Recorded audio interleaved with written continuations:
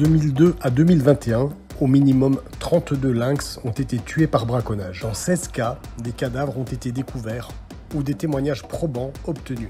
Le centre Athénas a permis de révéler 11 de ces 16 cas. 14 cas de braconnage suspectés correspondent à des disparitions subites de femelles ayant provoqué l'apparition de fratries entières de jeunes lynx. 2 cas enfin correspondent à des individus suivis par nous par collier GPS et qui brutalement ont cessé toute émission. Ces chiffres sont bien supérieurs aux chiffres officiels, mais ils ne reflètent pourtant qu'une petite partie de la réalité. En effet, chaque année, en l'absence de toute collision routière, des femelles disparaissent et laissent ainsi des jeunes orphelins. Ces cadavres, ces disparitions, n'ont donné lieu qu'à 2 procédures ayant abouti, une condamnation et une relaxe en appel. 7 autres procédures actuellement en cours sont en voie de classement sans suite. Alors que prévoit le plan national d'action pour le lynx boréal?